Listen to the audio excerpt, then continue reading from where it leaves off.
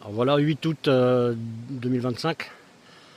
Après avoir cherché au mauvais endroit cette carrière que je cherche depuis midi 13 h, mais j'étais au mauvais endroit parce qu'on m'avait donné une mauvaise indication. Je viens enfin de trouver l'entrée de cette carrière que je souhaitais visiter depuis un bout de temps. La carrière des baigneuses.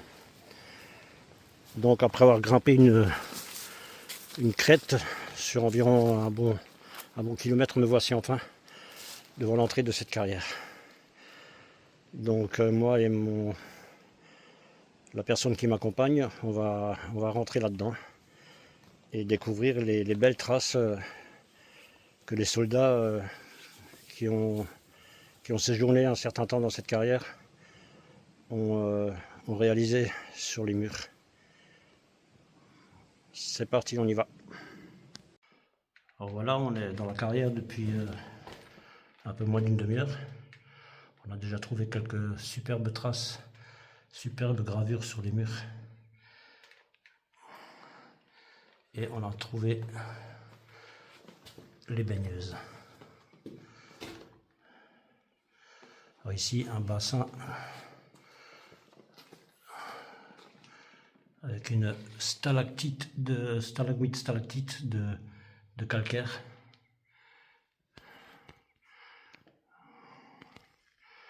Le calcaire, les concrétions de calcaire qui ont formé cette colonne. Et le bassin qui est aussi rempli complètement de calcaire, de concrétions de calcaire.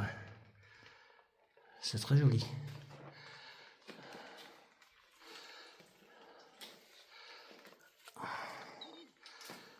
Et le bassin réserve d'eau des soldats, peut-être sans doute pour prendre de l'eau pour faire de la cuisine, pour cuisiner leur repas. Là, une gamelle qui devait sans doute appartenir à un soldat.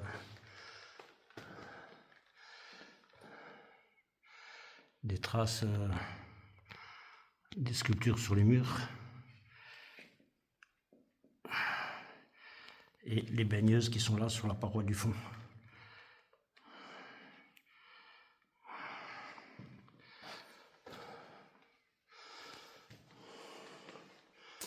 Je vais passer de l'autre côté. Alors, le plafond est très bas ici. C'est très bas de plafond, il faut que je me mette à genoux parce que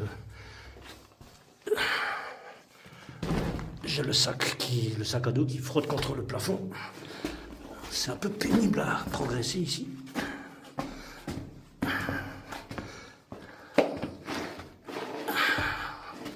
Faut que je m'accroupisse vraiment au maximum pour passer.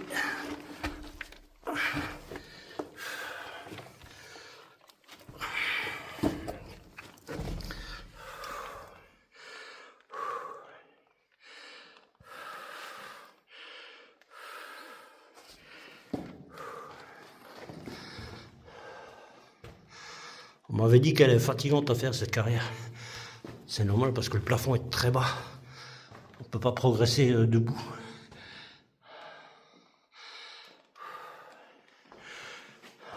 Par endroits, on ne peut pas progresser en étant complètement debout. Il faut progresser courbé.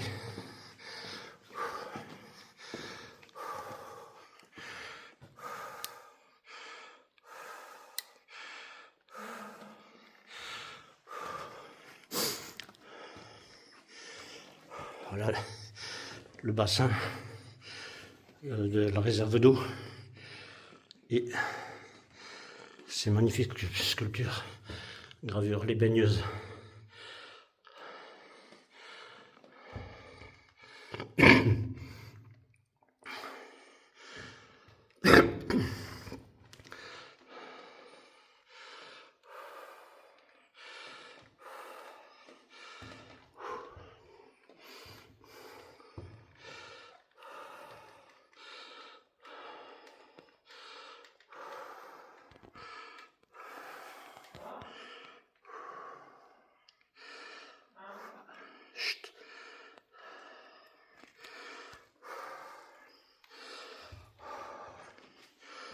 Cette partie de la carrière comporte de très belles traces,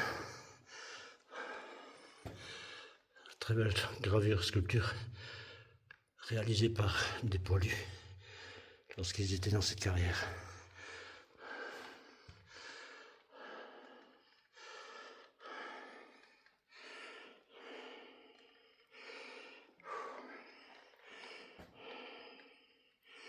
Une tête de cheval, une tête de femme.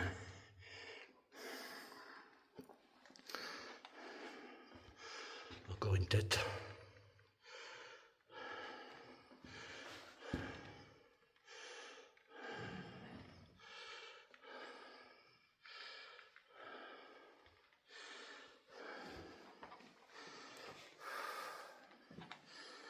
Ici encore, une très belle sculpture.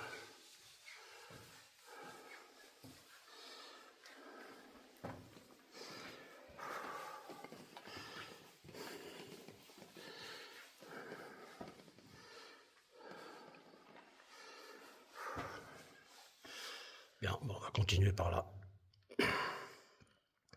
En avant. Voilà, plus d'une heure qu'on déambule dans ce labyrinthe de galeries, dans cette carrière des baigneuses, à la recherche des traces, des sculptures, des gravures réalisées par les soldats. Et là, je viens d'en trouver une. C'est donc le casque du soldat, mais il est brisé avec le fusil et la sacoche avec la bandoulière.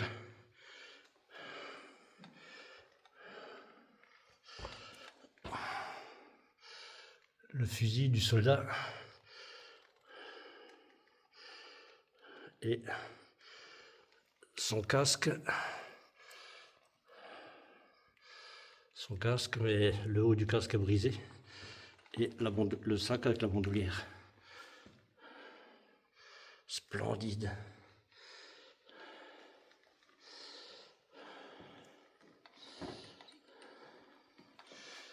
Et ici, une autre magnifique sculpture représentant un joueur de guitare.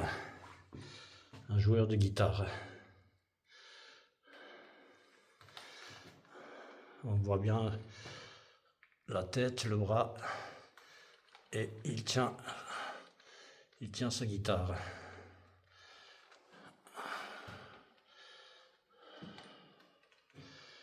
Une très belle sculpture réalisée par un soldat français qui s'est trouvé ici entre 1914 et 1918, ainsi que cette sculpture qui représente le buste d'une femme. Bon, le visage est abîmé malheureusement. C'est le buste d'une femme revêtue d'une toge. Donc elle a juste les épaules qui sont dénudées. Une très belle sculpture.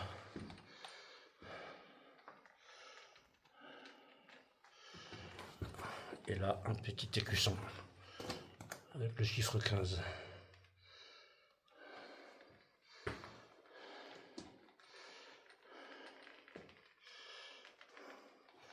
Très bien, ben on continue à prospecter, à chercher dans cette carrière qui se révèle très, très intéressante et très riche en traces laissées par les soldats français.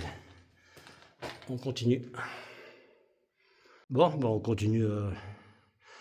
continue à chercher. On vient de trouver une nouvelle partie de la carrière qu'on n'avait pas encore vue. On a trouvé quelques traces supplémentaires. Et là, je m'arrête un peu parce que du sol au plafond, il y a peut-être 1m30, hein, pas plus. Alors, tu peux pas marcher debout complètement, il faut marcher avec les jambes fléchies et ça te tue les cuisses. Là, j'avais des crampes dans les cuisses là parce que c'est plutôt pénible de marcher plié en deux quoi. Mais bon, hein, c'est les efforts qu'il faut faire pour pouvoir voir ce genre de vestiges de la Grande Guerre. Ah oui, alors ici un pic, le pic du jeu de cartes, hein. Cœur, carreau, trèfle, pique, avec une étoile au-dessus, et la traînée comme une comète, très jolie, très jolie.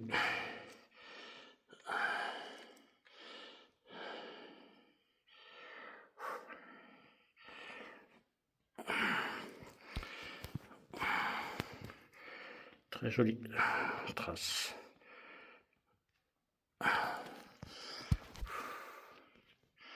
Merde. Bon, bah, je continue. J'avance dans ce labyrinthe de galeries creusées dans le calcaire de cette super intéressante carrière.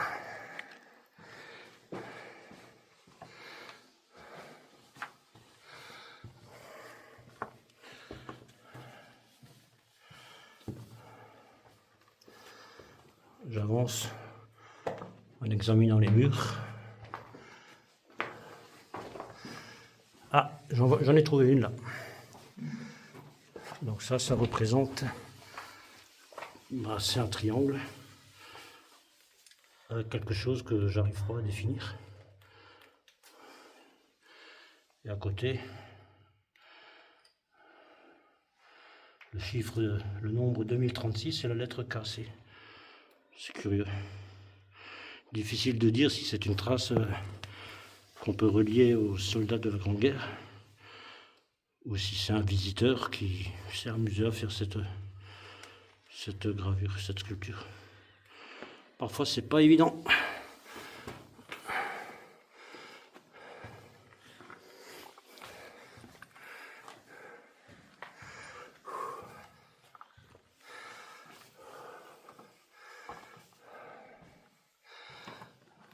Ah, ben voilà, là du grillage avec des morceaux de bois accrochés dessus. Donc ça, ce sont des vestiges de la literie, des lits que se faisaient les soldats pour pouvoir s'allonger dessus et dormir. Des lits qu'ils faisaient avec des morceaux de planche pour faire un cadre de sommier. Ils tendaient un grillage par-dessus, et par-dessus le grillage, ils mettaient de la paille, une couche de paille, et ils pouvaient donc s'allonger sur un lit de fortune qu'ils se faisaient, ce qui était certainement plus confortable que de dormir à même le sol. Là aussi, c'est des restes de literie.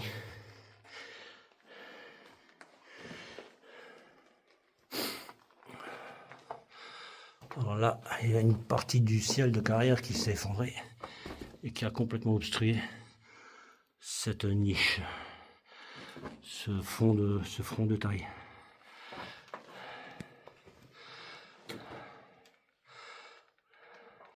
Voilà. Après près de 3 heures dans cette carrière, on vient de ressortir. On a vu de merveilleuses choses à l'intérieur. On est très très content de cette exploration de cette carrière qui est très belle, qui contient de très belles traces des soldats de 14-18 français.